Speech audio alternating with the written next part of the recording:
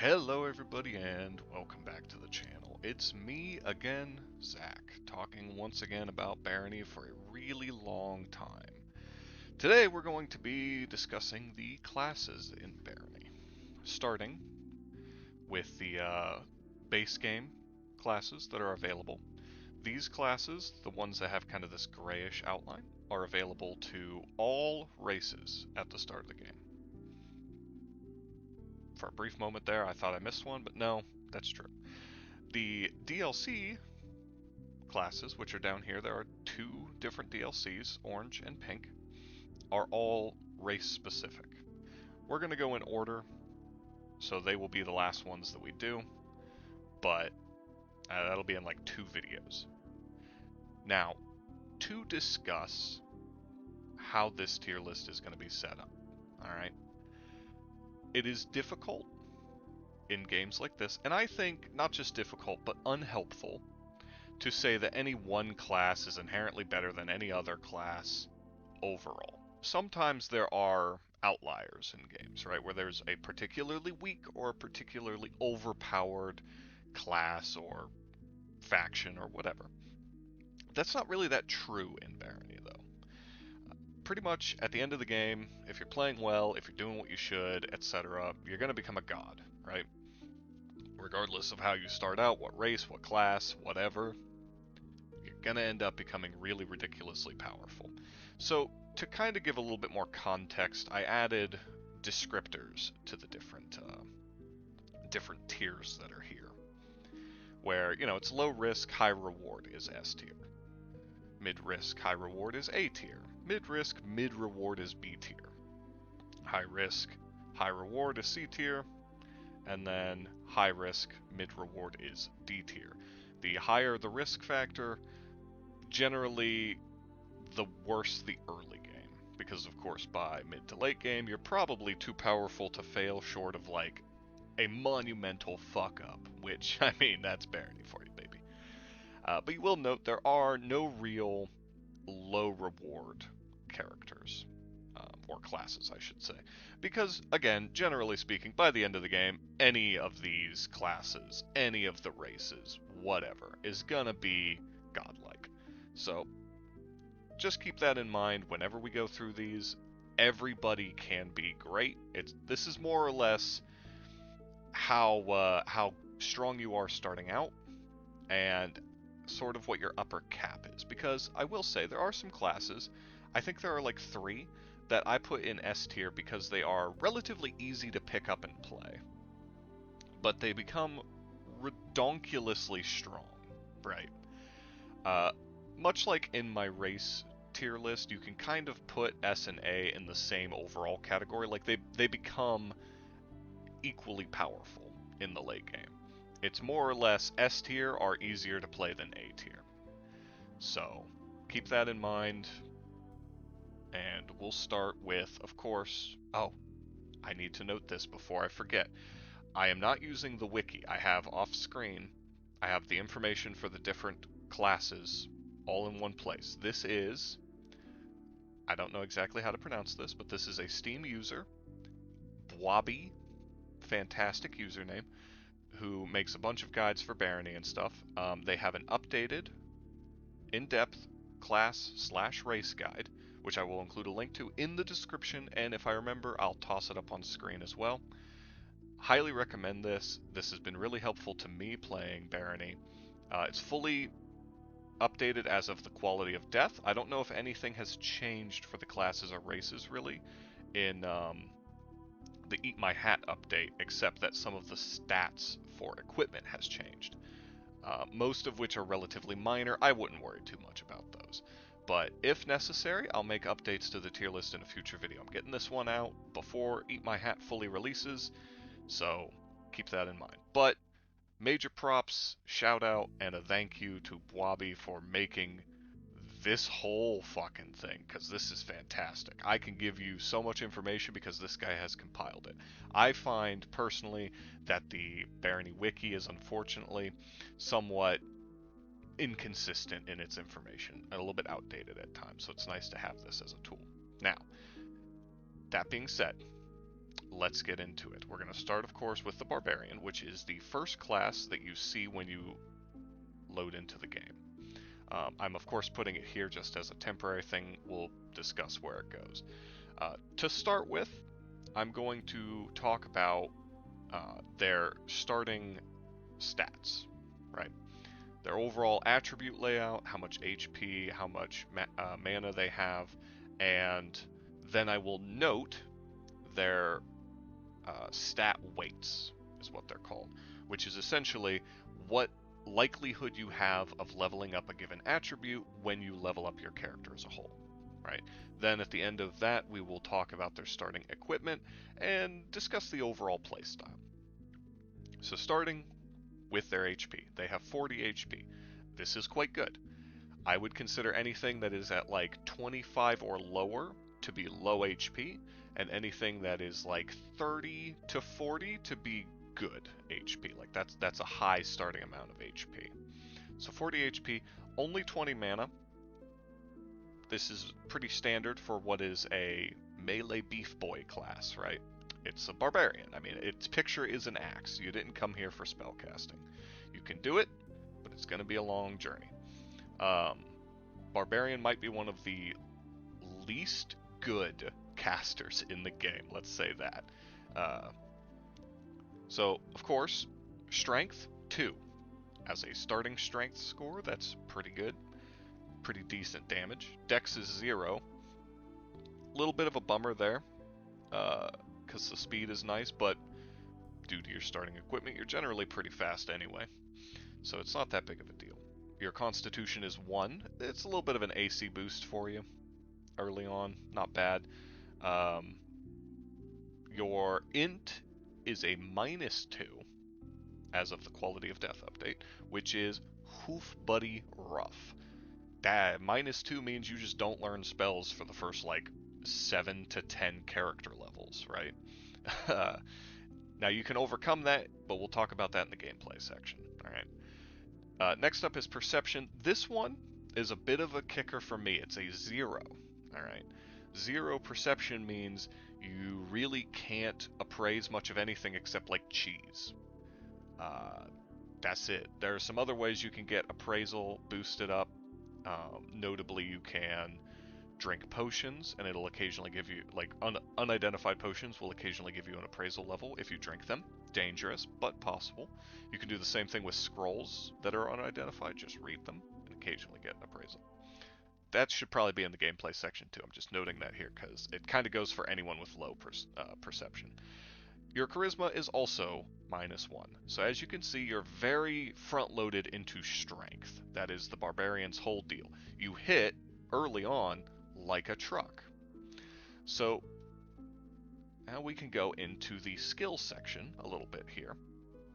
Barbarians start with 25 in swimming, which is it's sort of nice once you get to the goblin levels, but there are multiple races that don't even want to be swimming, so I consider swimming to be kind of a weak skill. A lot of high-level players don't even like maxing out their swim skill because they like being able to get into the water if they're lit on fire. And of course, maxing out your swim skill means that you walk on water instead. Barbarian starts with 10 in alchemy. Now this is a weird one. Alright, and maybe we can talk about this more in the gameplay section, but it should be noted, 10 alchemy is an amount. It is more than 0. It is potentially useful.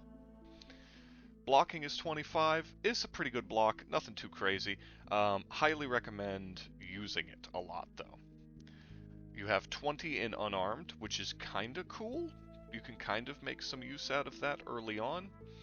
But they also have 25 in maces, which I would consider to be personally the worst melee option because the artifact weapon for maces is Shurur, and Shurur provides mana regen, which is really cool if you are a wizard or a mixed class, but is not particularly good for pure melee playstyles. Or if you're a succubus or an incubus, of course you can't use any of the artifact weapons, so meh.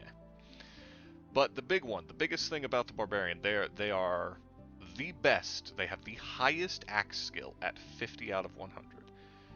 That is awesome because, of course, they start with an axe, as you probably guessed from their little indicator here. And in addition to that, you can get Parashu, the artifact axe, starting at like level 1. Like, you can literally get it at any point in the super early game. And it is a pretty good, it has like a slowing effect. It's a pretty good artifact weapon overall. And once you repair it and get its damage up to max, it of course never loses durability or anything, so it can't go back down. And with 50 axe skill and +2 to strength, whoo buddy, you hit like a whole dump truck. It's awesome. But last thing to talk about before we discuss some of the gameplay and stuff would be stat weights and starting equipment. I'm going to kind of blitz through the stat weights because they're not that important overall. You have a 63% chance to level up your strength, makes sense. 57 to get your dex up, pretty good actually. It will make you fast over time. Constitution is 35, as is int. This is sort of interesting because you kind of favor a lighter weight playstyle, you know, wanting to be fast and hit hard, but you don't actually get all that tanky right away. You kind of rely on finding decent armor. Not a big deal, should be noted though. It does also mean that you have a pretty pitiful chance to get any int, so magic is just not something that you're ever that great at, but you can do it, absolutely. Your perception has a 51%, which is really nice, mostly for appraisal, but the other bonuses of it, not that helpful to the Barbarian specifically, unless you're going a little bit more stealth focused here and there, and you maybe want the better vision when you're stealthing. And your Charisma has 57% chance. This is handy because depending on what race you play, you might be big into leadership, and you might also want to do a lot of trading and stuff. That part's personal preference, but it's not awful to have it. It is the least important attribute for sure. Charisma doesn't matter that much, but it doesn't hurt to have it leveling up. So the last thing to note about them is their starting equipment. You start with an iron axe as your primary weapon. This is pretty good.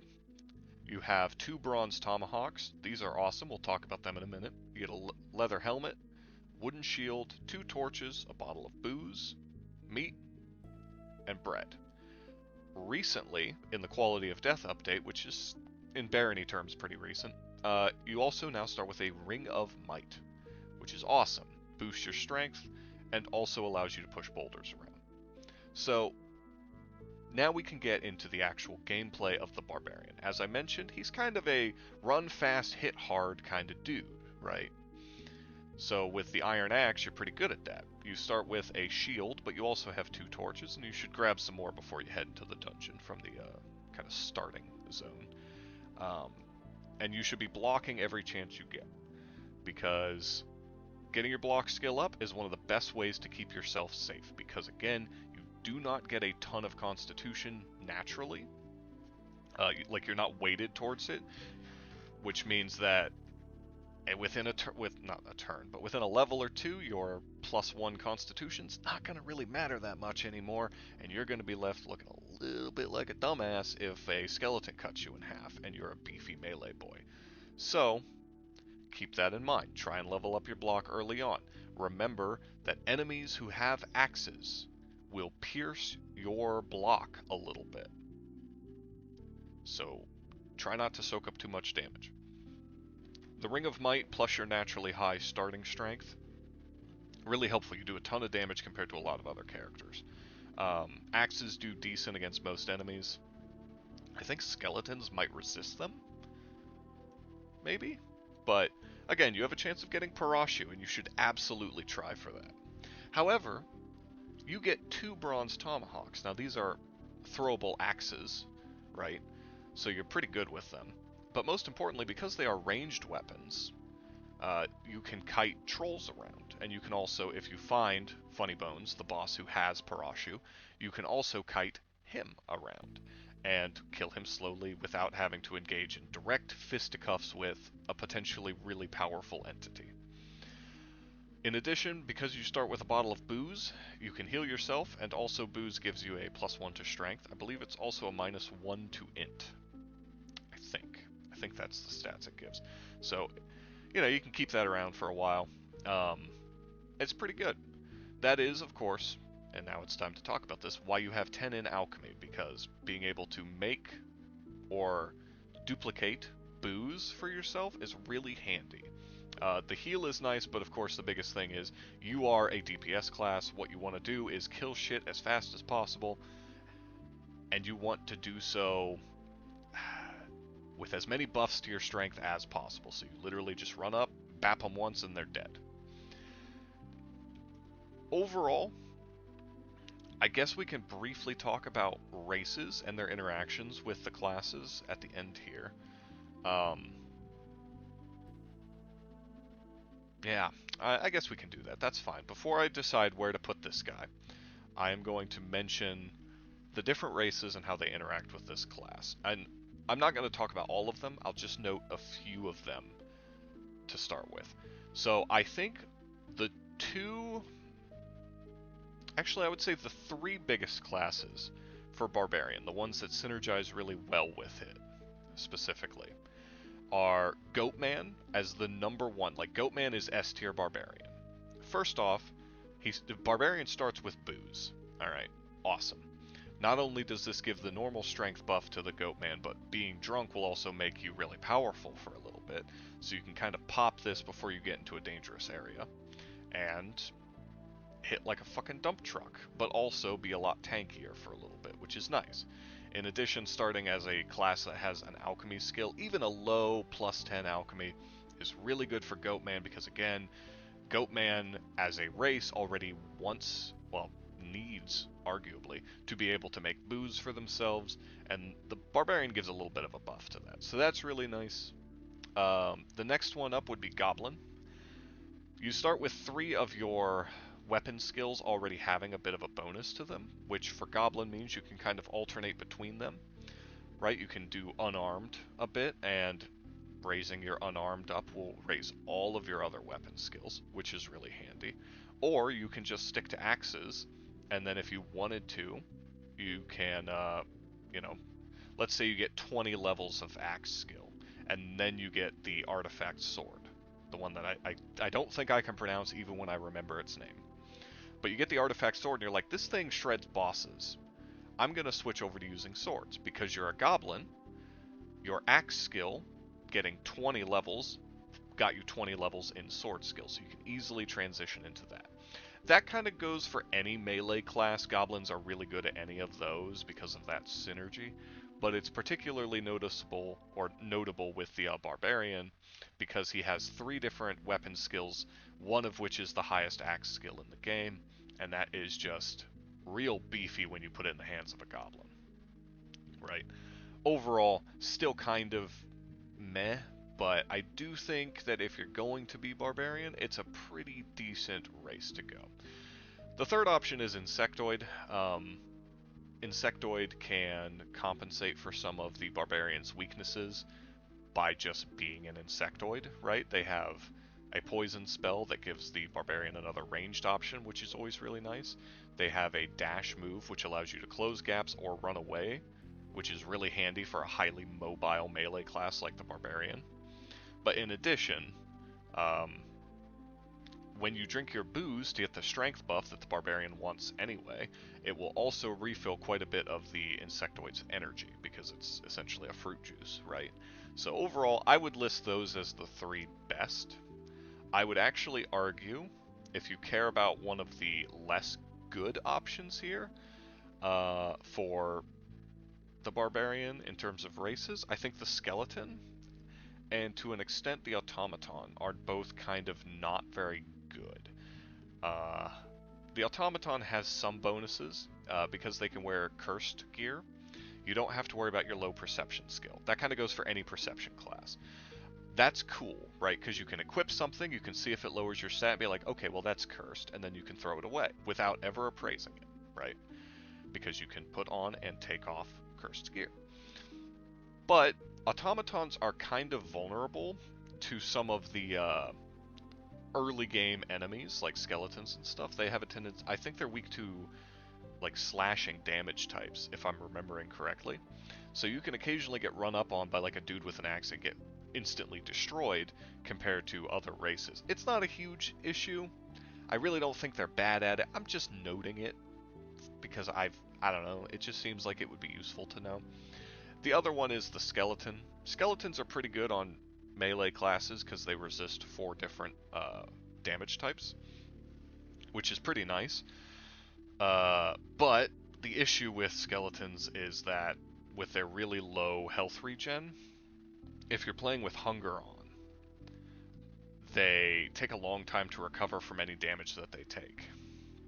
So you have to be extra careful with them on that front.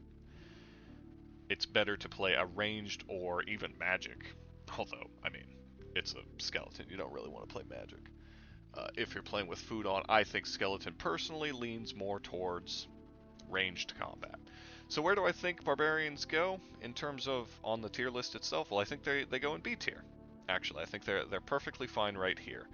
They only have mid risk, but I think their rewards are only mid as well. They aren't awful. I think that they are like their stat growth is pretty good. The fact that they don't get very much constitution is what kind of moves me from putting them here to putting them here. They're not super risky to play. They start off and they're kind of not tanky, but reasonably durable. And as they scale up, they do get good movement speed, so their lower armor doesn't really matter all that much if you kind of know what you're doing and you're playing careful, etc., etc. But overall, I don't think that their stat array leans them into being all that crazy good at really high levels of play, right? The fact that they have charisma tied for second highest stat growth makes me move them down into mid reward. Honestly, it's not bad, it ain't that good. And the fact that perception is something that they're better at than constitution as a barbarian, again, they're not bad. They're definitely pretty powerful, very deserving of mid reward, but only mid risk as well. They are not that. You're not in much danger when you're playing as a barbarian if you're playing well. And I think that if you get your block skill up high enough, you can offset their weaknesses and have a very strong late game, no problem. It's just getting there, it might take some getting used to. They don't play quite like what you would expect. So next up is the warrior, who I often, and probably will in this video, refer to as fighter, because they are essentially, to me, the fighter class from D&D, right? And that is probably a compliment, but don't think about it too much.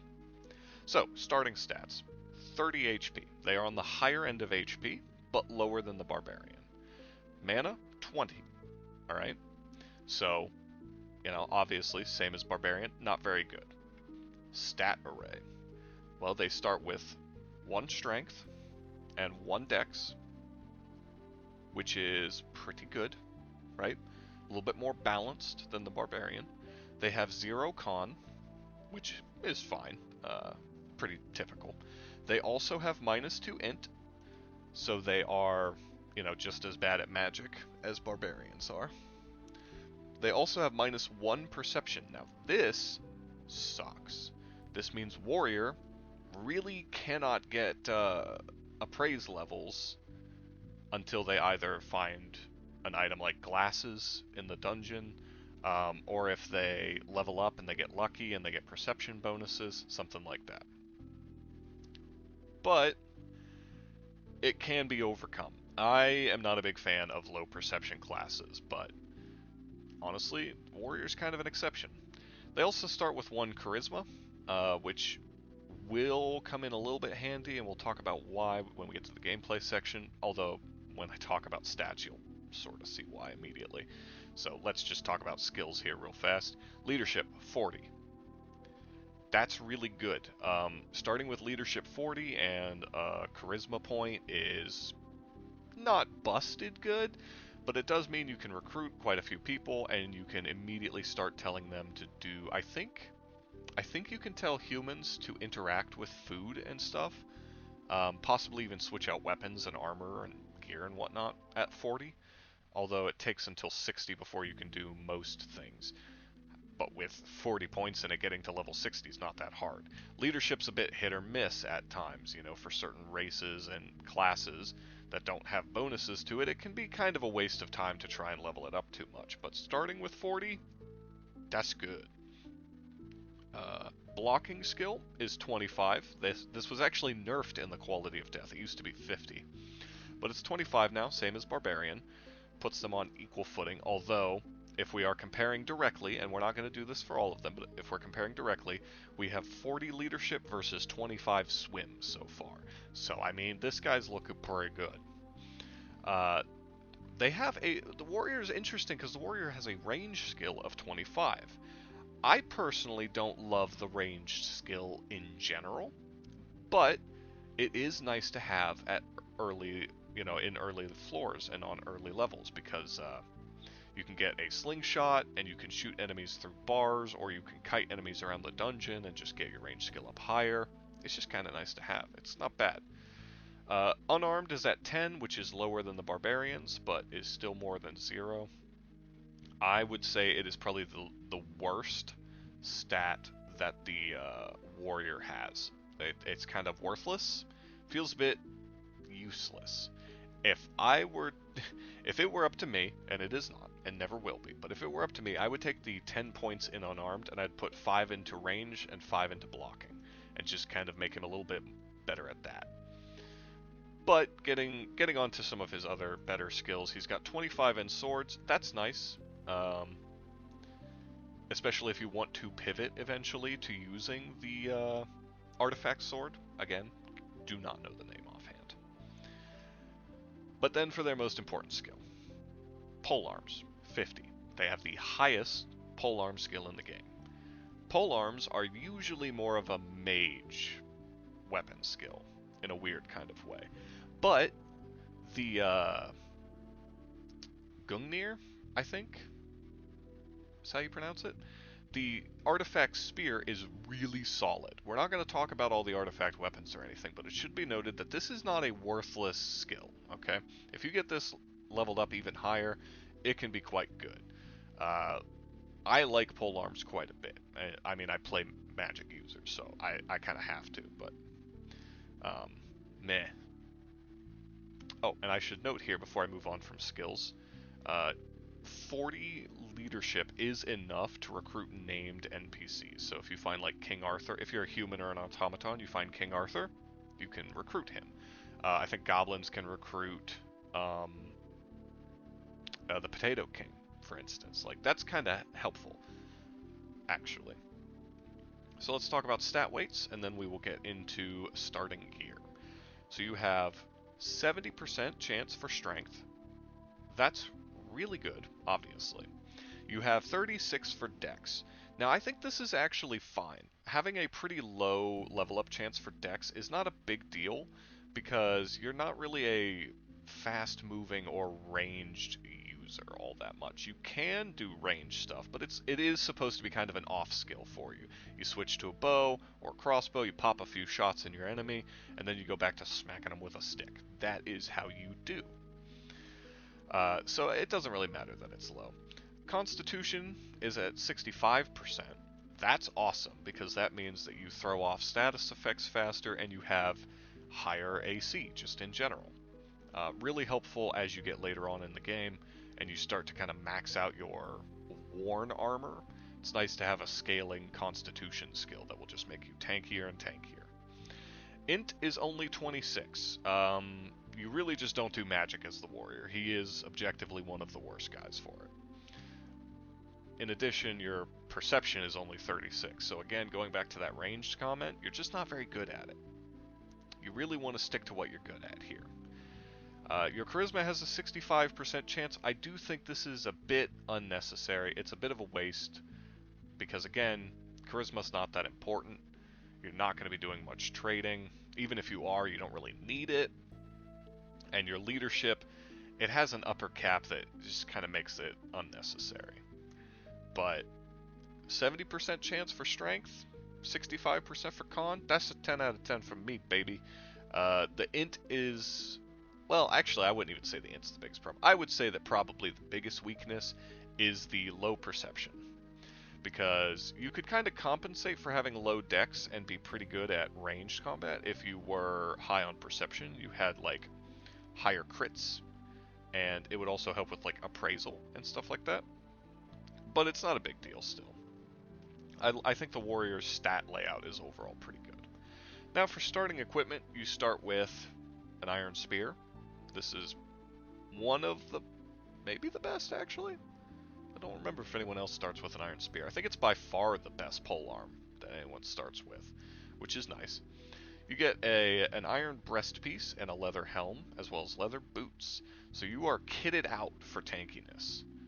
Even though your HP is lower than the Barbarian, you have a much better chance of surviving most early game combat encounters because of your high AC, in my opinion. You get a bronze shield to start with, it's pretty good, and you get bread and fish, so you can heal yourself up, or, of course, you can eat food if you're, you know, playing with hunger turned on, and keep yourself topped up. It gives you a little bit more staying power than the Barbarian, who only enters with booze. Comparing melee classes here, again, for a moment, overall, Warrior is much tankier. Barbarian hits quite a bit harder, especially if you do drink your booze early on. So, I guess in terms of... do we want to talk about the races? I mean, there really is not much to say about races for Warrior, in my opinion. I think they're all quite good. I will, taking the advice of this guide that I was telling you guys I was looking at, taking the advice of this, I will note here, if you're playing as human, you can recruit King Arthur. If you are playing as skeleton, you can recruit Coral Grimes, the ghoul boss. Succubus and Incubus can both get Lilith, the boss succubus, which is a pretty rare spawn, but I'm noting it. Automatons can also get King Arthur, and nobody else can really get anything early enough for it to really matter, so I'm not going to mention those. But those are worth noting for sure. Overall, I don't think Warrior leans towards any specific play style in terms of race. Anybody is fine. Like, I'm looking at them, and I could say stuff about each. I don't know if anyone would care to listen, just because, I don't know, it feels like it would be bloating the video a little bit. So we're going to move on from that. I don't think any one specific race is good. I think they're all pretty solid as an option for the fighter. So where does it go in terms of this? Well, it goes here. The fighter has really good overall stat weights because con and strength are two of the most important. And the charisma's wasted, but the dex and perception being like third tier after that, not awful. It isn't great, but I do think it overall scales up better than the Barbarian because you can just get such high AC with the Warrior so consistently. In addition, I do think that the Artifact Spear is one of the best. I think it's probably second to the Sword, personally, but it's still really good. So getting your polearm skill up really high, super nice. In addition, the starting skills that they have are just really good, in my opinion. The high leadership, like swarming enemies with high leadership skill, is really powerful in this game. So overall, fighter, 10 out of 10 class. It's mid-risk. You could argue low risk, honestly, but I'm going to say mid-risk because it doesn't have access to magic. It doesn't really have access to tinkering either. So most of the like subclass playstyles are locked out to you. And early on, you can be kind of okay at stealth because you have a dex skill level at all. But as you go through the game, you get worse and worse at it, essentially, compared to other classes. So it's not quite low risk. You can't mitigate all your weaknesses, but it is only mid-risk, and the reward is quite high. So next up is Healer. Healer is one of the classes that I kind of learned the game on because I would consider them to be reasonably easy as far as casters go. But let's talk about them. Let's start with HP, 20. Healers have low HP. Now, throughout this, I will probably mention that healers are a tanky caster, and you're gonna start this at level 1. You're gonna get hit by a rat and lose 90% of your HP and be like, that man fucking lied to me. What an asshole. Hear me out. Healers start with low HP. This is true, and we will discuss how they overcome that later. But starting with their attributes, right? Strength and Dex are both -1. They're bad at melee stuff. They're bad at ranged combat. However, Constitution is 2. So they have 2 AC where most people have none from their attributes, which is quite good starting out.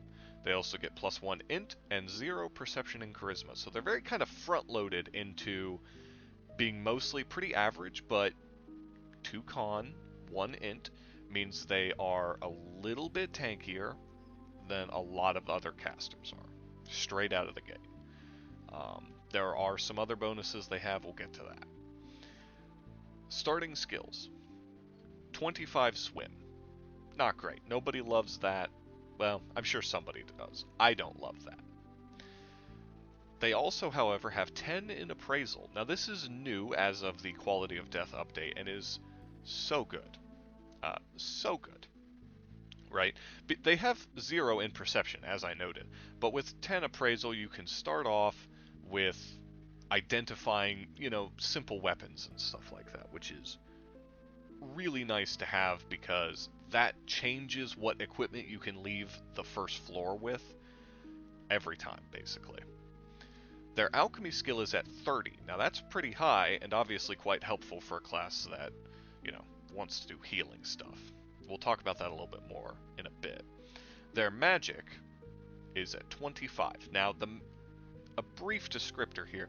The magic skill affects what spells you can learn, and also, what was the other thing with magic? It gives you the dominate spell when you are at max level, right?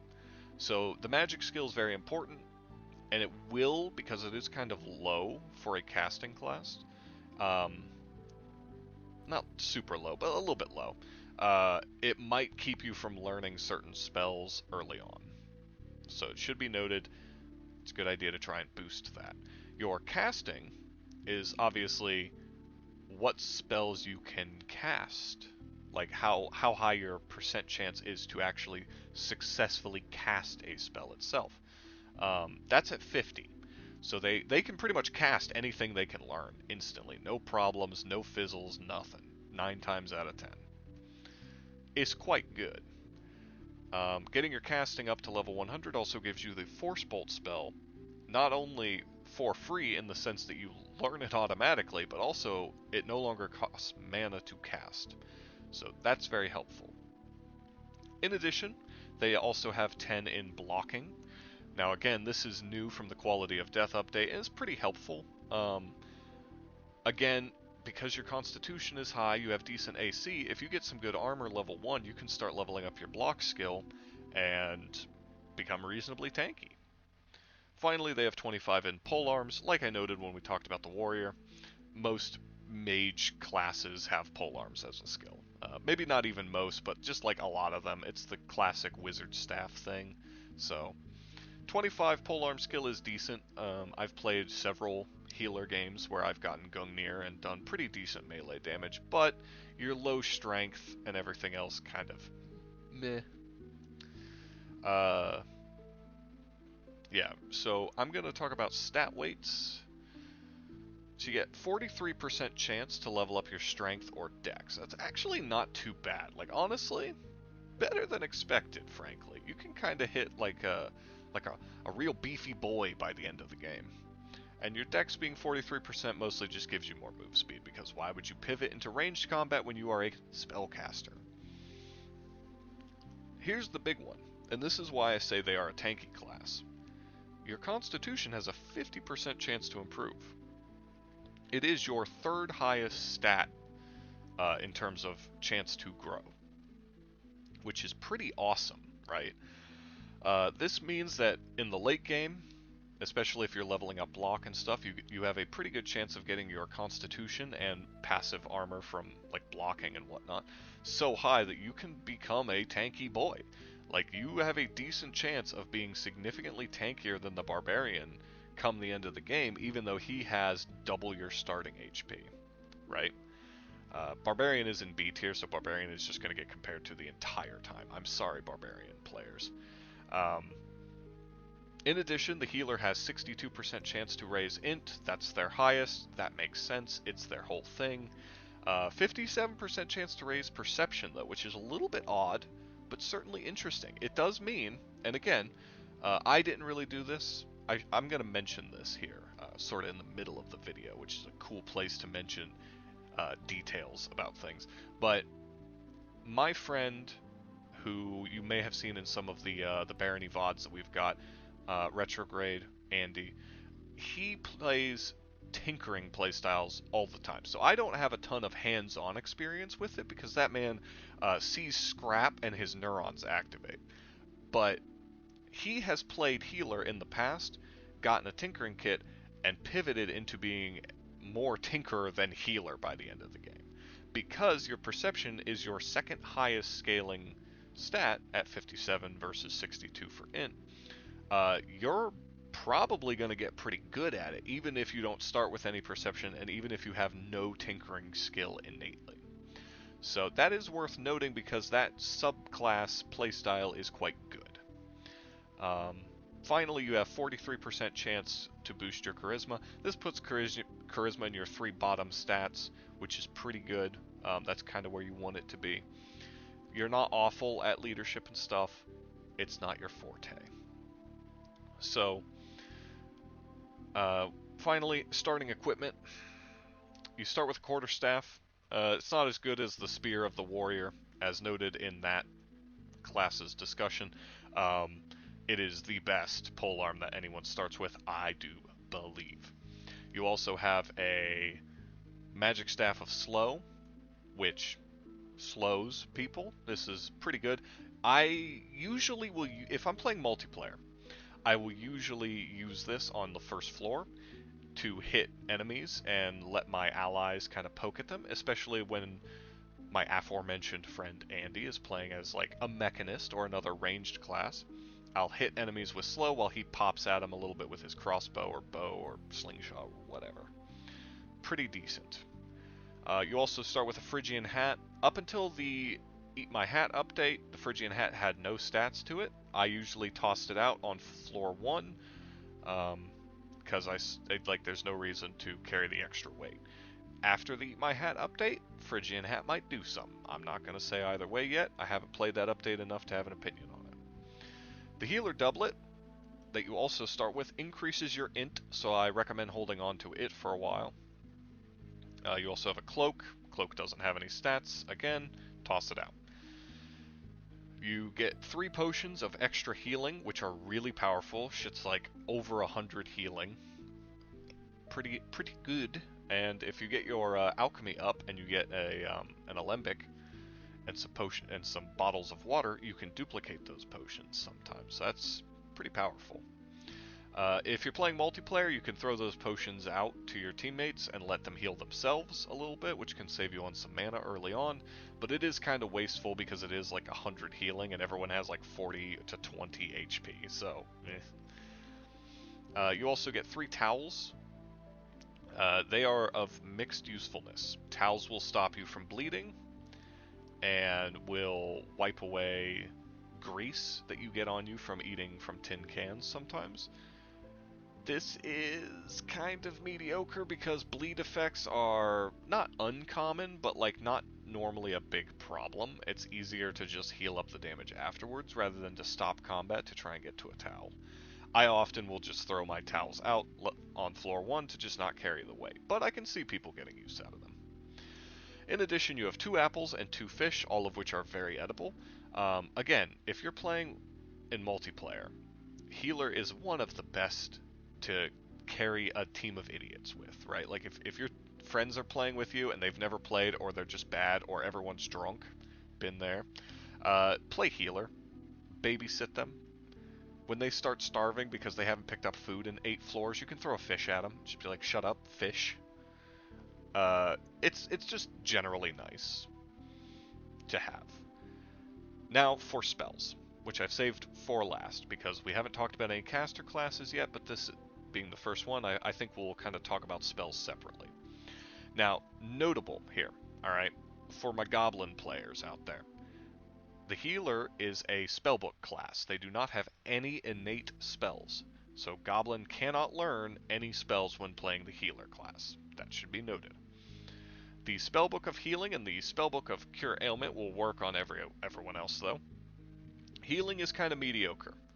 If you're by yourself, it's fine, but it's not super mana efficient. It's like 1-to-1, which in Barony is just not good odds, really.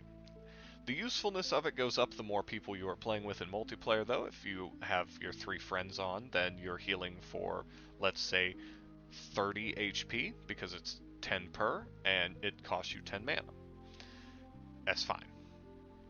In solo, it's a little bit worse, because if you're playing as a heavy, like, magic playstyle, you're kind of giving up your damage capabilities for mediocre healing. Generally, when playing healer by myself, I try to focus on potions and food to regain my HP rather than the heal spell itself. The spellbook of Cure Ailment is useful because, I mean, you want to read every spellbook you can anyway. Cure Ailment is fine. I do have something to note about it when we talk about races, but it's fine. It's just not crazy to me. I often will take it off my hotbar after a while. Like, I just don't have that spell equipped, because most of the time it's not that important. But I can see people getting some use out of it, again. And there is a niche playstyle. That's all the equipment they start with, so we can actually discuss that niche playstyle right now. The big one, the big race to play as healer, is Goatman. Normally, Goatman does not synergize well with magic users because getting drunk cuts your int. Obviously. However, you can use Cure Ailment to remove the hangover instead. And in that case, it's pretty good. That allows you to function as a normal race, right? Like with no special hangover or alcohol needs. And in addition to that, you can still get drunk to become a melee tank whenever you want. Because again, healer is decent as a tanky boy and doesn't have the worst melee scaling, like strength scaling in the game. So if you need to pivot, you can pivot. That is a thing you can do, which is cool because that option does not exist for most other mages in the game. I would say overall Goblin is pretty bad at this. It's a mage class. I'm going to say that for 90% of them, right? Also Skeleton. Skeleton I think is really bad as a healer because the heal spell is not mana efficient. So it can be really hard to level up early on because you can only cast heal like twice and then you're sitting there waiting for 30 years for your mana to come back. Outside of that, most of the other ones are perfectly average, perfectly fine. Should be noted that insectoids, how good they are as a healer kind of hinges on how much food there is. Because they can eat food to get their mana back very rapidly because it's energy, but if there's not much food, they can't do much casting. It's sort of a mixed bag with them. Overall, though, most races pretty standard with the healer. Now, where do I think the healer goes? I think the healer actually goes up here. It's towards the bottom of A tier. It could even be considered high B tier. But the only reason is because the risk is a bit higher, right? You are starting with half the HP of the Barbarian and, 2/3 the HP of the Warrior. But you compensate for that by very rapidly scaling into being tanky, right? You're not even that reliant on armor because you can just get Constitution and block skill up and become kind of tanky on your own. If you want to play a mage, if you want to be a magic user, and you're sitting there like, man, my friends suck at tanking, play healer, right? You can keep them alive when they are inting, and you can keep yourself alive by just being tanky if you have to. It's not necessarily ideal, but that it is what it is. And obviously, as noted, their stat weights are honestly awesome. Like, mediocre strength, good con, and really good int and perception means, like, you're getting all the stats you really care about. Even your dex is not the worst thing ever. And Charisma is one of your lowest stat boosts. You have everything that you need to be, like, fine.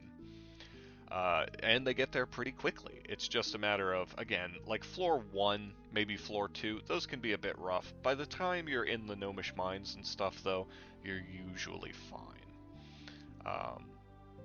It should also be noted here, because it's kind of funny, Lyciant, or Lyciant, I don't know how it's pronounced, one of the big Barony YouTubers, he has, I don't know if he's succeeded, I haven't watched all of them yet, but he has attempted on multiple occasions to do a no damage healer game where you start the game and you find, like, you start as a human, right? You find a random human on the floor. You make friends with them, and then you never cast combat spells. You make them do all the fighting. You give them all the artifact weapons, all the best armor, all the best gear, and then you just try and heal and keep them alive however possible throughout the game. I just think that that's really funny as a challenge, but I do think that if we're talking in a group setting, if you're playing with like 1 to 3 competent players, you could argue healers actually like S tier, because if you're not being focused, if your team is tanking for you, you are only the high reward. But we're not going to put them up there, we're going to keep them here, because I think this is a good sort of middle ground between that the fact that they are very weak if you're playing solo when you're starting out, not the weakest, but their starting equipment is not that insane. You just really have really good potions mostly, which might not even matter if a dude just like beats the shit out of you and you die, you know, like it might not even get to your potions in time. So there's that.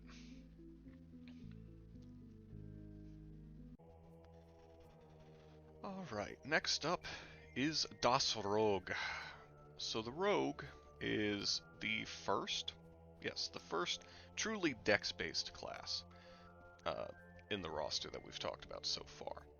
And as a little bit of a spoiler for how I feel about them in general, I feel as though Rogue is sort of the king or queen of second place, as it were.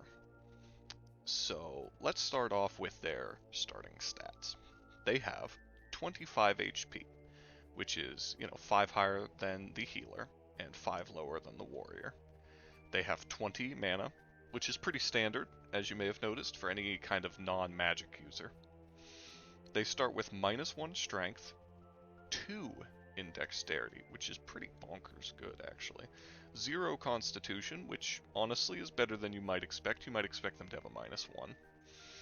They have -1 int, +2 perception, and -1 charisma. This is a pretty solid initial loadout. We'll talk about it in more detail about how good like ranged combat is and such, but your only real weakness is you don't hit very hard in melee. That's not too bad. Your perception being so high lets you appraise items early, and your dexterity being so high makes you a little zoomy boy, a little fast guy, which is always nice. The skills that the rogue possesses are Appraisal, 25, one of the 7 classes that has an appraise skill starting out, and one of the higher ones. Maybe second? I could be wrong about that though, so don't take that one with a grain of salt. 25 appraisal plus having 2 in perception makes you actually pretty good at appraising, which is always nice. You also have 40 in tinkering. This is the second highest tinkering stat in the video game.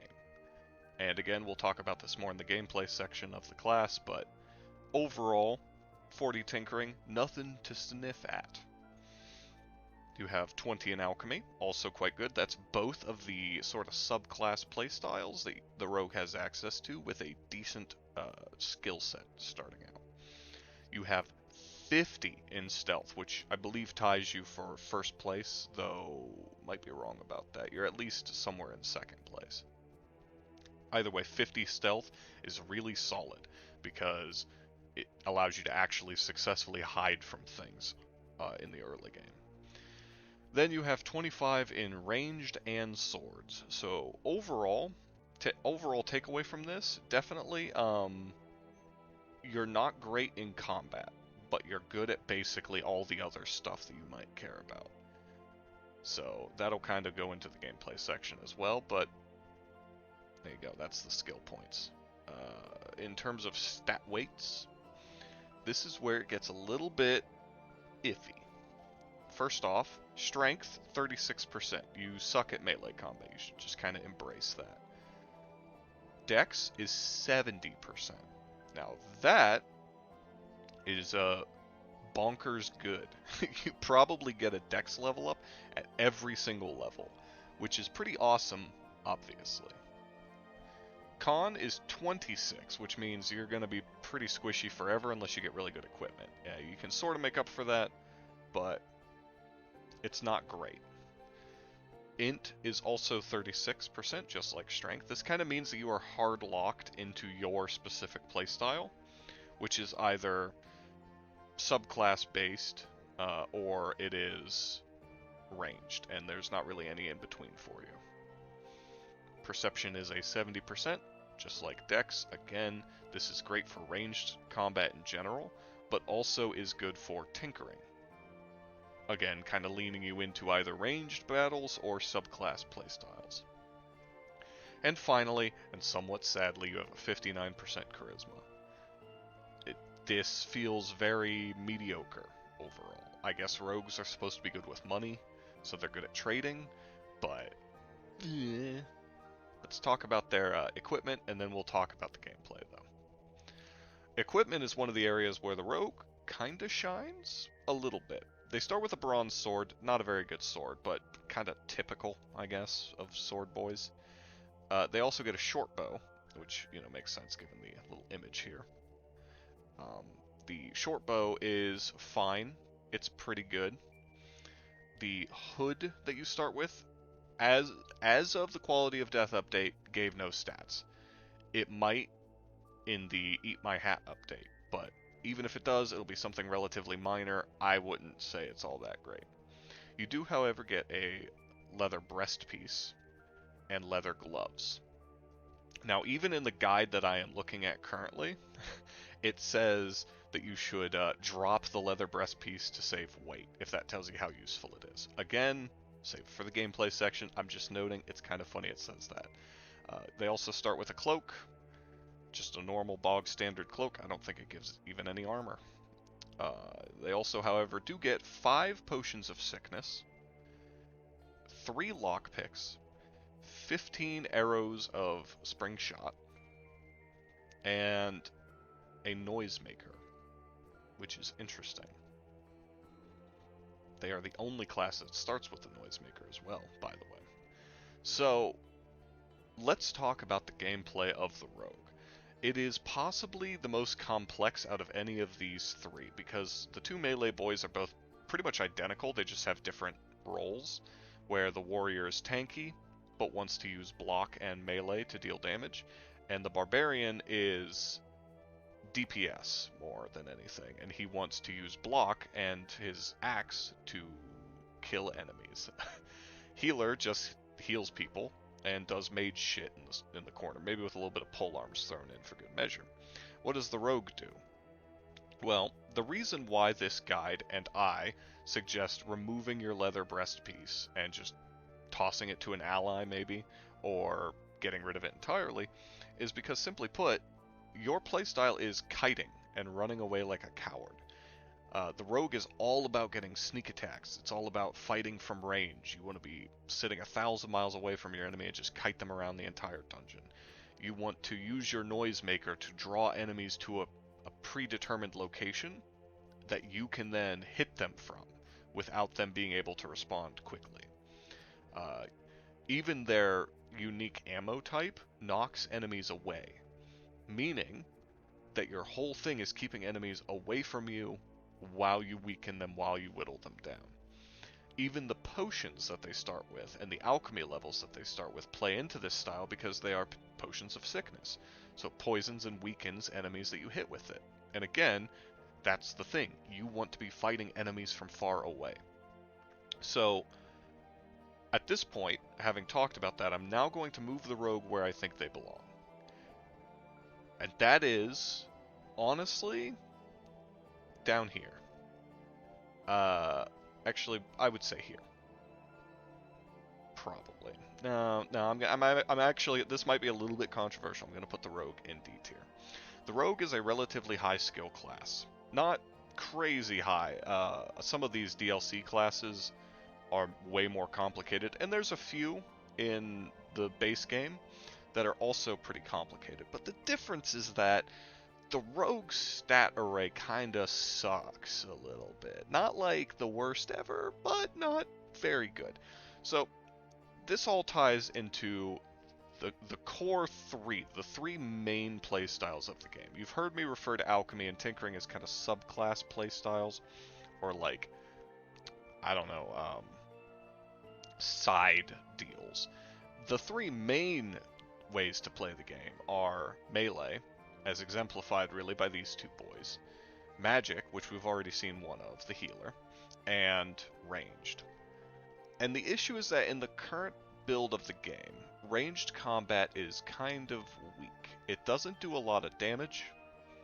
It's kind of slow to kill enemies. Like, melee is way higher DPS, magic has way more powerful effects, right? Like, even if you don't like how magic DPSs things, it doesn't matter because magic still gives you things like levitate, right? Or magic mapping, or utility spells that slow or weaken or bleed your opponents. Kiting with a fireball is generally more effective than kiting with a bow and arrows, right? Unique ammo helps fill this in a little bit, but because there's no way to make ammo, you just have to find it. You're very restricted. In addition to that, what keeps the Rogue down here as well, keeps it in the high risk category to me, is that despite starting with the second highest overall tinkering skill of 40, they do not start with a tinkering kit. So that tinkering skill is somewhat wasted. It's a little bit useless to you. Unless you get lucky, right?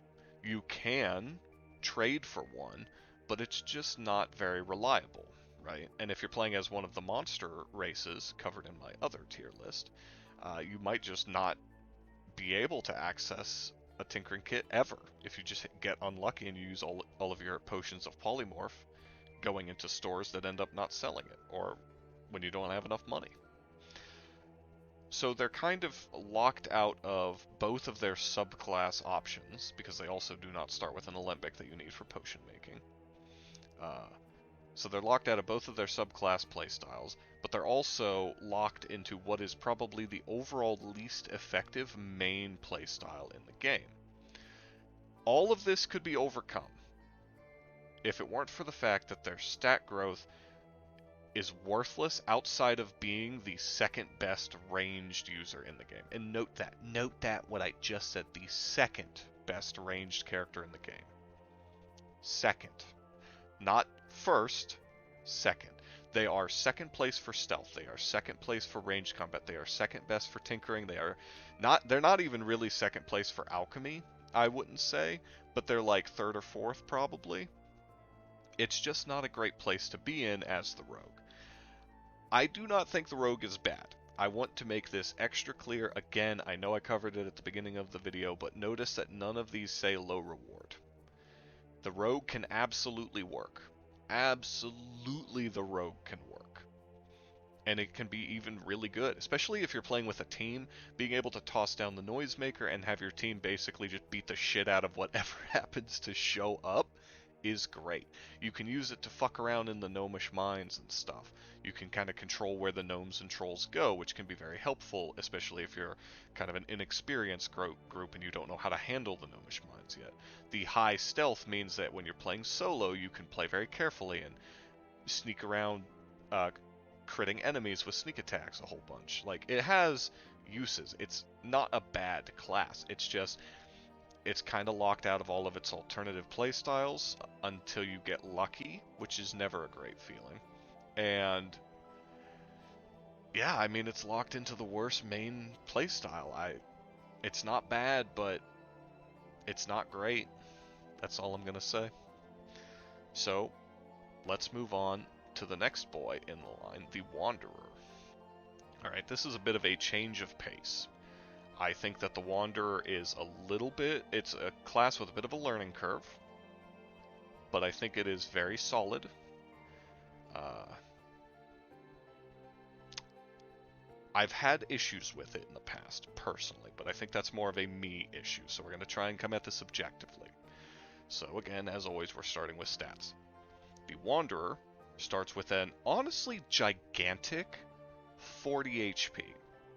That's pretty big. The only other class we've had that was at the same level as the Barbarian, even the Warrior was only at 30. So 40 HP starting out, beefy lad. They start with 20 MP, mana.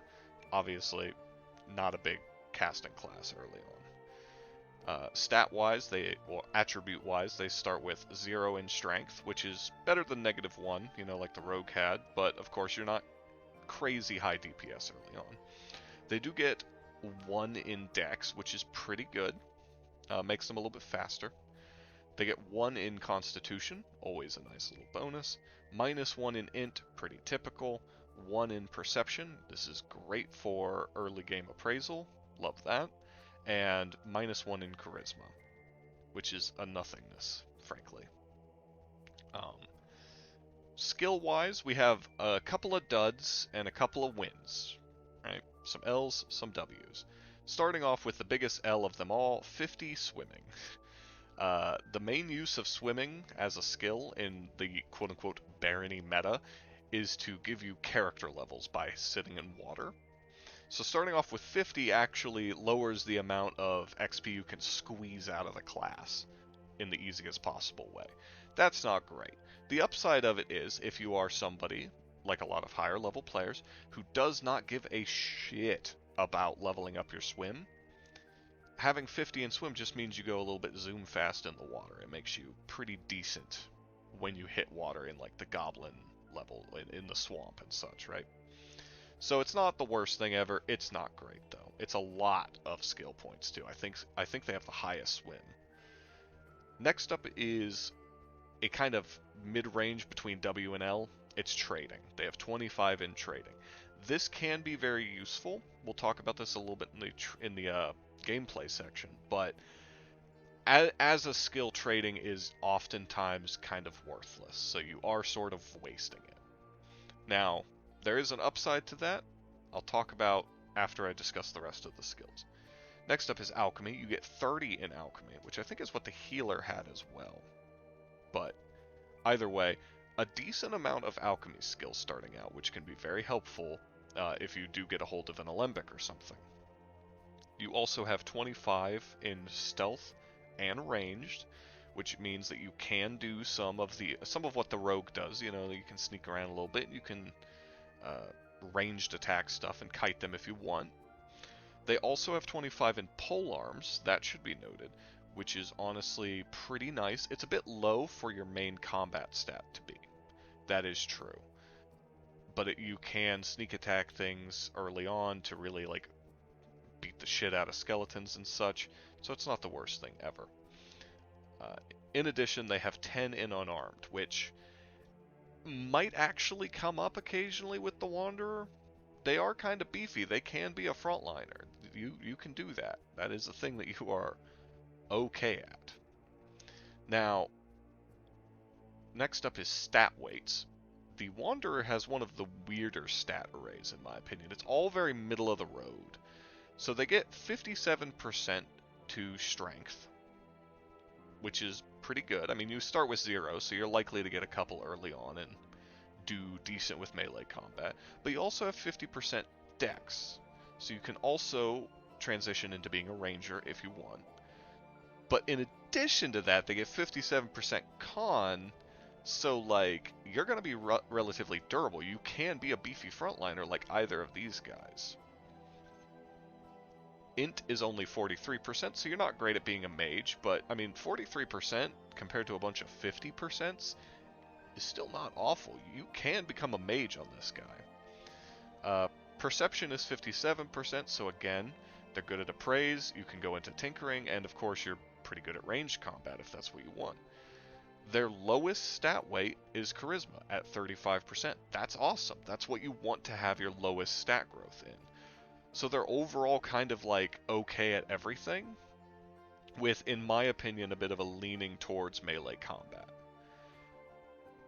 I have no real complaints about this stat weight. I think it's pretty average, like slightly above average is how I would put it.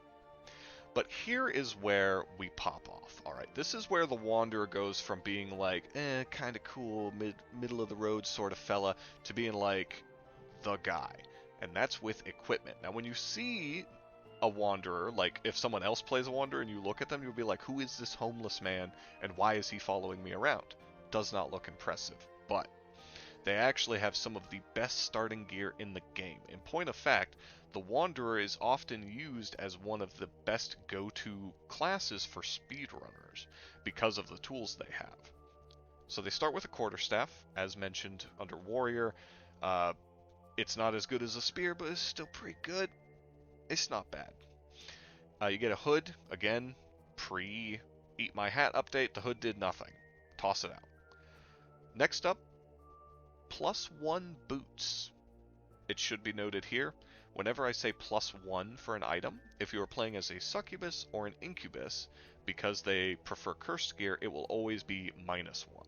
Alright, that goes for any class that starts with blessed equipment, of which there are several.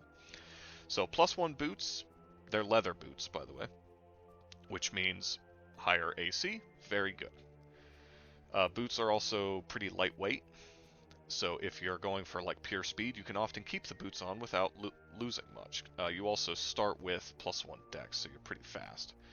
You have a cloak, again, pre-Eat My Hat update, this did nothing, I would toss it out. It's not very much weight, but it's, better to lose what you can. They also, as you can see here in their little icon, they start with a lantern, which is a very strong light source. That if you're good with it, you can sort of bring it out, look around, see where enemies are, put it away, sneak attack them, that kind of thing, right? They also start with a tin can opener. If you're playing with hunger on, this can be a lifesaver if you're getting tins instead of edible food, and can be great for your team, right? If you're also starting with a healer, the healer has 3 towels, so even if you're in a party of 4, the healer can provide towels to basically everybody, except the Wanderer, who, spoiler alert, also starts with a towel. So between these two, you can have a whole team of people eating out of tins with no greasy effects, because greasy effect is scary. Yeah, so you got the towel, and then they also have 2 pieces of bread and a fish, as well as 2 tins. Eating out of tins, by the way, will give you a short-term regen effect, if I remember correctly. It has a chance to. It doesn't always. I think goatmen have a higher chance for that to happen. But it's health and mana regen for like 6 seconds or something. It's pretty cool. And the fact that the Wanderer has access to that stuff super early on, pretty dope. However, we're not done yet. There's more. These guys have more equipment. They have a slingshot. It's the weakest ranged weapon in the video game, but because of that, it's the easiest one to level your skill with. So if you find an enemy like a troll or something trapped in a cage in the early couple of floors, you can just sit outside of the cage, find the right angle, and plink stones into them until your range is like 35 or 40. It's pretty good. You also get 6 scrolls of magic mapping, which, when used, just reveals the entire map that you're on. Again, great for speedrunners, but also good in later floors or even early floors if you get an early Minotaur and you're just scared of the Minotaur, unsure where to go. Worth just popping those ones off. I usually hold on to them until later levels, post-Baron, but to each their own, really. Next up, you get the Ring of Warning, which, in case you didn't know, warns you of nearby enemies, shows them on the minimap. This can be a lifesaver in the Gnomish mines. Absolutely crazy how good this is. In addition, they get a spellbook of Detect Food. Unless I'm misremembering, you have no way of learning this early on. You have to get your spellcasting up, but there's always the opportunity for you to give it to an ally, maybe who is a caster, and have them learn it and give it back to you until you can learn it, stuff like that. Finally, they have the Potion of Cure Ailment, which is probably the least useful part of their kit outside of the cloak and hood, frankly. It just doesn't really do anything for you, but it might come up, you know? You never know, for sure. Early on, poison could kill a squishy healer or something, so maybe it's worth it. But let's talk about the gameplay now. Okay? Let's talk about the gameplay. The Wanderer is the babysitting class. It's the class you play when you are good at the game and your friends are bad at the game. You can be their beefy frontliner or you can be their ranged DPS. You can even do pretty well as a caster. But most importantly, you bring so much to the table. You bring light sources, food. With the tin opener, you get late game food. Even like later on you get access to food that they wouldn't normally get access to. You start with decent boots, for God's sake. You've got the Ring of Warning to guide them through levels and stuff. They work really well with anyone. I've already mentioned synergy with the healer, but if you're a Wanderer and you've got a Warrior or a Barbarian, you can switch between playing tanky for the Barbarian or DPSy for the Warrior. If you've got a Rogue on your team, you can play tanky for them, but also because of like how your stats are arrayed and stuff like that, you can even be a stealth boy with them, or even outside of just tanking for them, you can even do tinkering stuff alongside them, perhaps, or do spell casting because they're not that good at it. Like, you can fill the role for basically anyone in the game. However, while I would rate them as very fun and not super difficult to play, I do not think that they are... I think there's a certain playstyle you have to go into the game with to keep in mind. If you are good at the game, Wanderer is a very easy to play class overall. If you are new to the game, it kind of lacks an identity to you, I would say. So overall, I think that the Wanderer deserves to go in mid-risk, high-reward. It's not quite low-risk, because again, I think that a lot of times new players will sort of fuck them up without realizing what they're doing wrong. But more experienced players, I think, will do great with them. I don't think they have the raw potential of the Warrior, because all of their stat growth is kind of mid. But that general midness does mean that you can sort of build them however you want. So it kind of evens out. But they're definitely a little bit stronger than the healer, because their early game is just so safe. You can get away with so much stuff. And you can play super fast and loose like a speedrunner if you want, or you can play slow and methodical, and the Wanderer will take care of you either way. Big fan of the Wanderer. So next up we have the Cleric, which I might at some point in this refer to as a Paladin, because fundamentally that's what the Cleric actually is. The Cleric is a Paladin. And if you play D&D or anything like that, that's what I mean when I say a Paladin, sort of a magic / martial character. So we'll save it for the gameplay section. We'll get into it, don't worry. Let's start with the stats. 30 HP, equal to the Warrior. 30 MP, which puts it above basically everyone except the healer so far. It's a perfectly even split between the two. They have 0 in strength, pretty average. They have -1 to dex, a little bit painful on the move speed, perhaps early on, but +1 to con, and 0 in int. Now that's interesting, because while saying someone has 0 int is usually an insult, the other two martial classes, and I think even the rogue, had -1 int, or in the case of Barbarian, -2. So starting with 0 gives you a much higher chance of learning early game spells. Their perception is 1, and their charisma is 0. Pretty straightforward stuff there. In terms of their skills, they have 25 in swimming, putting them behind the Wanderer, but it's still there. It's still kind of worthless. They have 20 in leadership. This is kind of useful. The leadership skill I think is good, even though I don't think charisma is very useful, because having high leadership skill lets you command your followers to do things. So I would rate leadership as being a pretty decent skill. Alchemy is 20 a respectable amount lower than the Wanderer, and I believe the Healer, but higher than these guys, right? Or equal to the Rogue. Magic is 25, and casting is also 25. This is obviously pretty low level compared to a caster class, but honestly, I'm pretty sure that the Healer only has 25 magic as well starting out. So overall, not bad.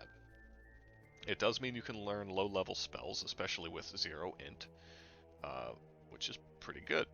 They have 10 in blocking and 25 in maces. So 10 blocking is kind of low, but you compensate for it, don't worry, we're getting there.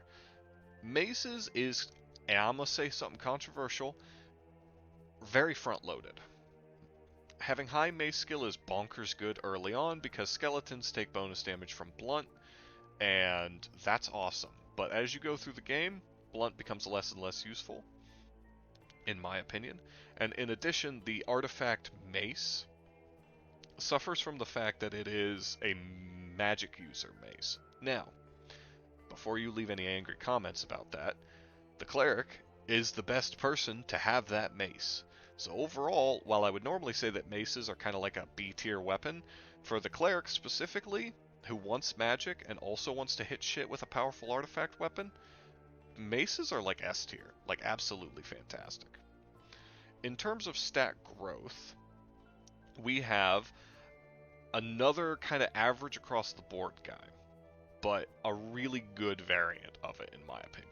So they have 50% strength, which is obviously good. You're going to be using melee a lot early on, so you'll probably get decent strength. Their dex is only 35%, and that is fine. You do not care about ranged weapons, and your move speed is whatever. Like, you're not that worried about it. Enemies will come to you.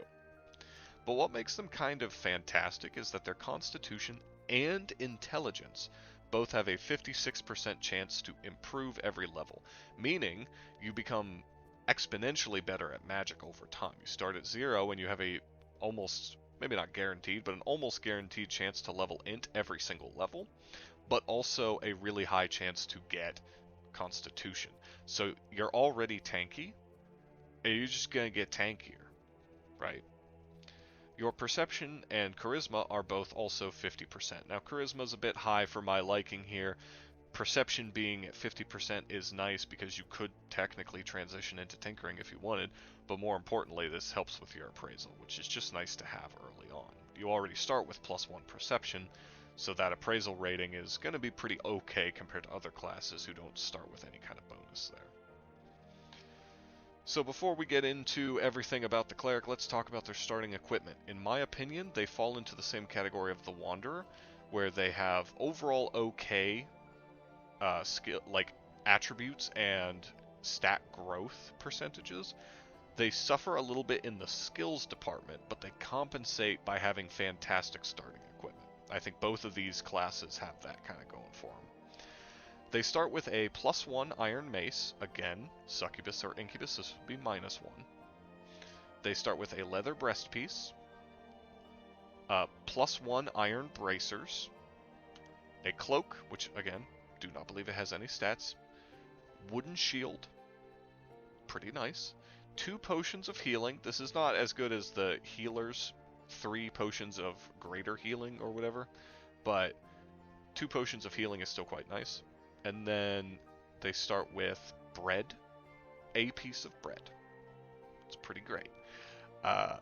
And then 2 final things. One is the Spellbook of Troll's Blood, which, when you can learn it and you are playing with Hunger turned on, will give a buff to your natural health regen for everybody in your party for a certain amount of time. It's pretty good. You can't learn it at the start of the game, and it's worthless if you're playing with Hunger turned off, because you do not have any baseline health regen, so improving it does nothing. Like, it's still 0. It does still work on allies in your party, though. If you have, like, not player teammates, but NPCs in your party will still benefit from it, it seems. So that's pretty good. Troll's Blood doesn't work on certain things. We're not going to discuss the spell too much, but what we are going to discuss is the final piece of their equipment. They get 3 scrolls of summoning. These will spawn a random ally, generally a slime, a ghoul, or a rat. And by I mean it will occasionally spawn 3 rats. So there's many different playstyle things you can do with it. I'm just going to say now we will transition as of this moment into the gameplay discussion of the Cleric, and I will place it where it goes in just a moment. If you start as a monster race, right, you start with 3 potions of polymorph. The Cleric can use one of his scrolls of summon, and then huck his polymorph potions at what he summons, and potentially get something very powerful. On the channel right now, I started a succubus playthrough, where I was a mesmer, I believe, and I got a scroll of summon, I believe? Or no. No, it wasn't. It was, I charmed something in the dungeon and then polymorphed it and got a crystal golem. You can do that with Cleric at level 1, first floor. Not even first floor of the dungeon, floor 0 of the dungeon. You use the scroll of summon, a rat pops out, and you just huck a polymorph potion at it, you get a level 1 iron, or a iron golem, crystal golem, right? Dope. What you want is either a ghoul or a slime because they have a couple levels under their belt. Either way, this is a fantastic way to use both your polymorph potions and your scrolls of summon. With the little bit of leadership ability that you have, you can often tell them to actually like interact with things or whatever pretty early on, so that's also good. Now, where do I think Cleric goes? Cleric's up here. Cleric is our first S tier class. They are tanky right out of the gate, and they are a mix between magic and melee, the 2 strongest ways to play the game, with no real bonuses towards ranged or anything, but decent perception anyway, meaning they are decent at appraising stuff early on. They are great with pretty much every race in the game because of this. I know I haven't been talking about races as much with these other guys, but that's because most of these classes are just good with everything. The difference is that with the Wanderer or the Rogue, when I say they're good with any race, what I mean by that is, yeah, they're pretty solid, but like, the Cleric is actively great with anything. They are just, I wouldn't say they're overpowered. I think that Cleric is probably the lowest on the low risk, high reward thing, because at the very least they're kind of slow early game, so they can be taken advantage of. But like, once you get going, I mean, you heard me list off the stat weights. They can just be good at anything. They can become a tanky wizard in the late game, or they can become a tanky warrior in the late game. They're just fantastic. Their one weakness is that they have a decent chance of getting charisma as they level up, but even then, if you're playing in a group and you decide you want to be the trade boy, they're not bad at it. So, pretty fucking solid, I would say. I have no complaints about the Cleric, really. I really don't even have much to say about them. They're just really good. So, we'll move on to the final class that I'm going to do in this video. We're running a bit long here, and I want to save a lot of these ones for like the next video, because some of these get really complicated. We'll talk about the Merchant now. Merchant is one of the more deceptive classes in the game, in that people will look at the Merchant and they'll think, oh, well, he's going to be a squishy little shit who doesn't do anything useful and then dies. Like, all he does is get money and die, right? That's not actually true. Let's go through their stats and attributes real quick. First off, 30 HP. That puts them in the same category as both the Cleric and the Warrior. Lower than the Wanderer or the Barbarian, but higher than the other two, by at least a little bit. Pretty solid stuff. They have 20 mana, of course. They get 0 in Strength, which is, again, better than -1. They do have -1 Dex, which means they will be a little bit slow. 0 Con and 0 Int, which is both pretty average and pretty nice that you at least don't have a negative to like spellcasting. They also have +1 Perception and +1 Charisma. You can probably already guess we're going to be talking about Charisma a lot with this class. It's the trade boy. Its picture is money. They're going to want to do trading stuff. But moving from their stats down to their skills real fast here, we have 20 in leadership. This is fine. Leadership is a pretty good skill, as noted with the Cleric. I do not really have a complaint with it, and it makes sense for the class. Trading and appraisal are both 50. That's really good. Trading being at 50 means you actually get halfway decent prices on things early on, meaning that grinding to get your trading up for the skills is not as painful, right? Which is very nice. It also means early game you might be able to buy some stuff that otherwise you wouldn't be able to. Appraisal being 50 means that you can appraise everything pretty much from the beginning. And you only have 50 levels to get your appraise to 100 to literally appraise everything, which can be very helpful. If one of your teammates is a merchant, you should kind of funnel all the appraise levels into him early, or her early.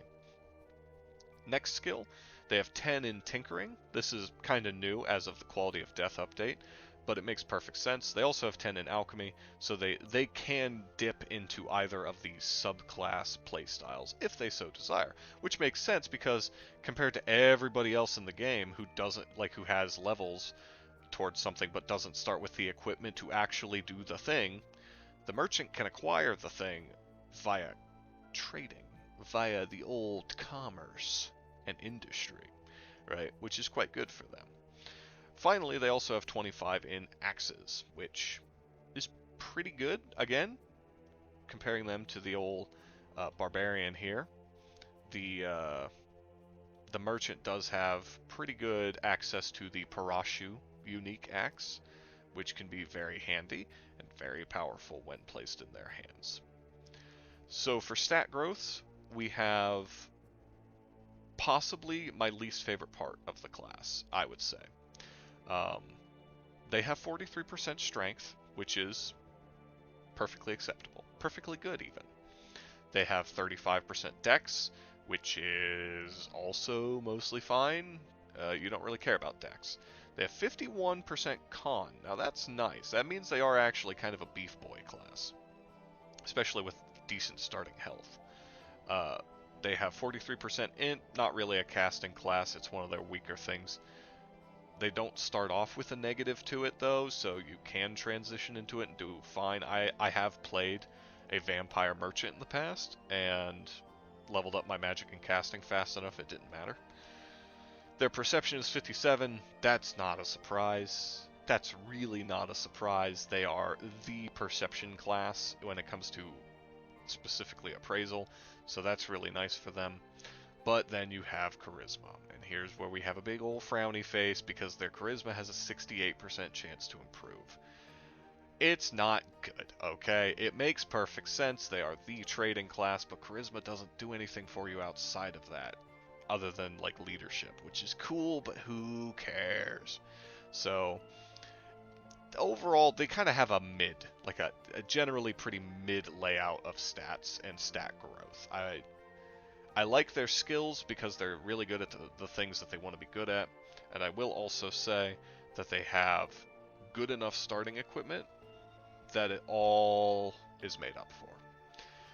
So they start with a bronze axe. Bronze axe is pretty weak, especially compared to the barbarian, but you only have 25 axe skills, so really what were you expecting? However, it is still an axe. Axes are pretty decent for the overall DPS they can put out. You also start with a Phrygian hat. Gotta say it again. As of the Quality of Death update, this gives no stats. Toss it out or save it to sell it. You do start with a leather breastpiece and leather gloves, so you are not completely squish boy, right? You have decent starting HP and okay starting armor. But after this is where it gets interesting, alright? You have the food. You have cheese and 2 pieces of meat.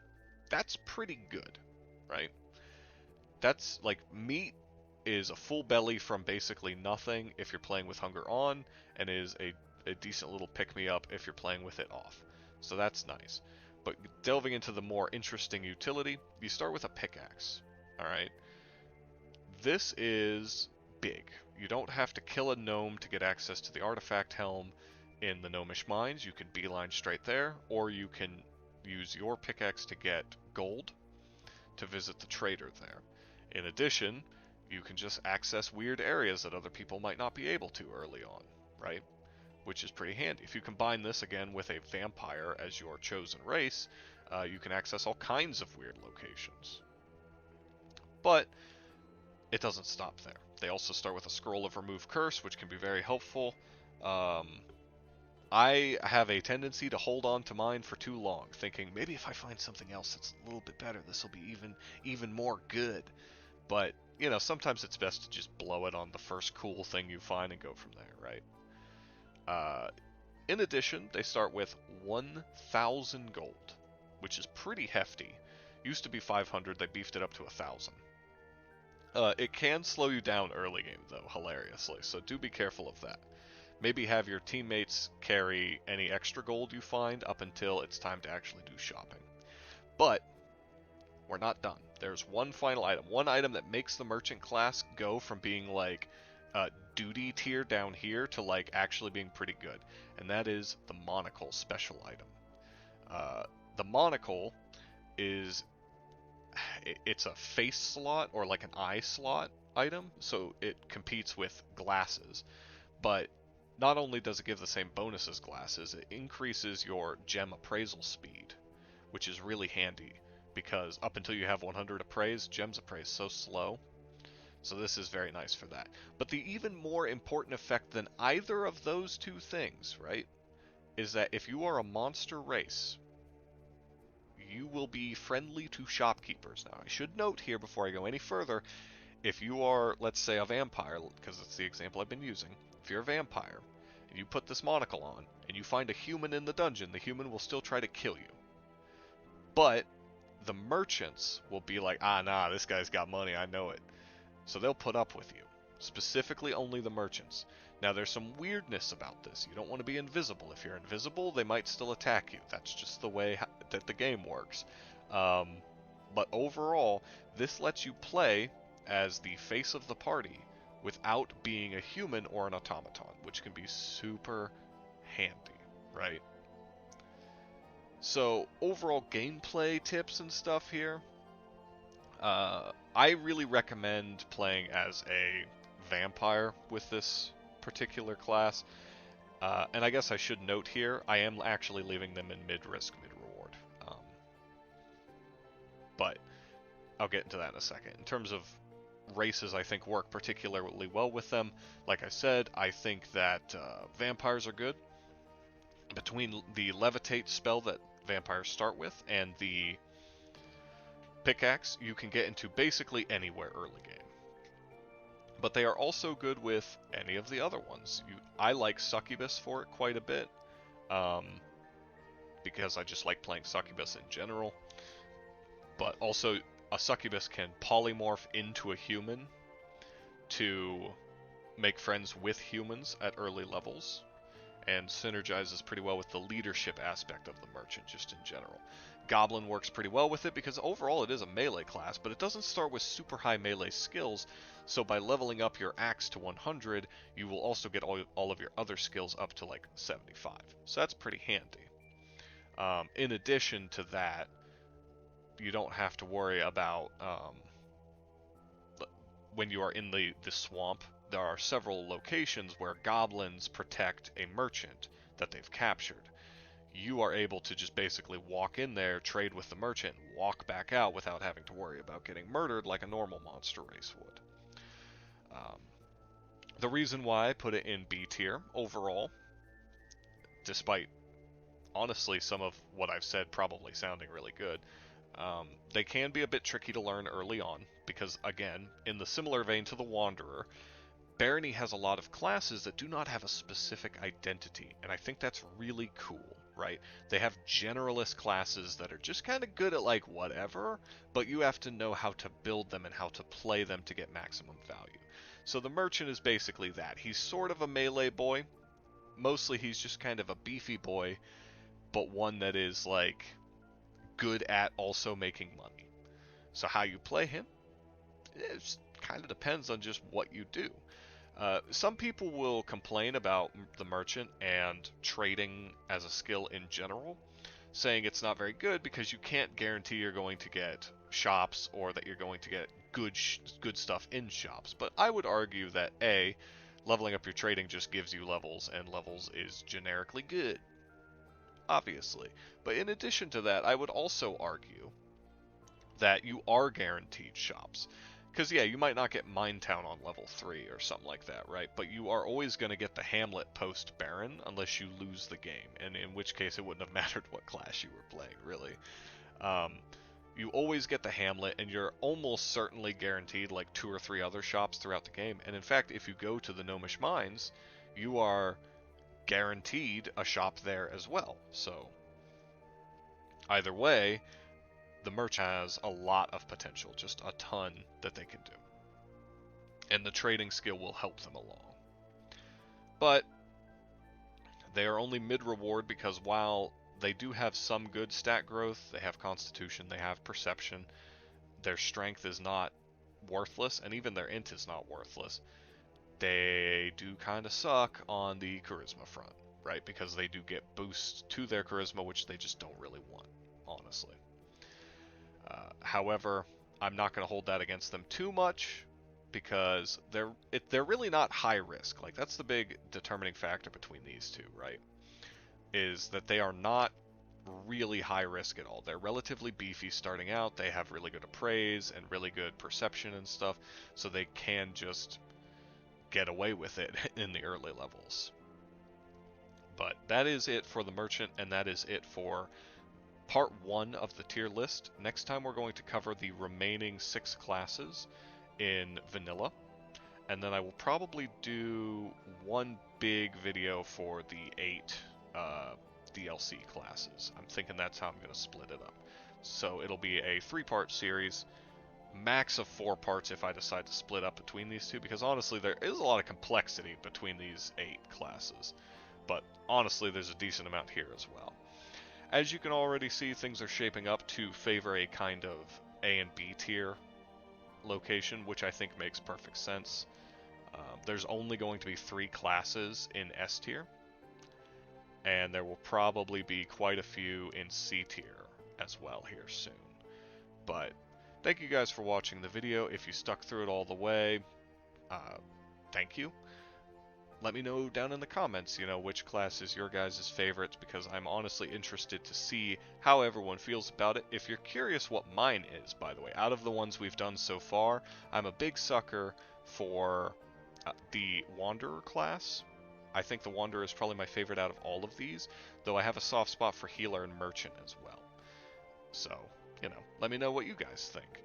And don't forget, like, comment, subscribe. Let me know if you guys are enjoying this series, if I should do more Barony content moving forward. I'm probably going to do it anyway, but let me know, because that would be dope. But thank you guys for tuning in, and I will catch you next time.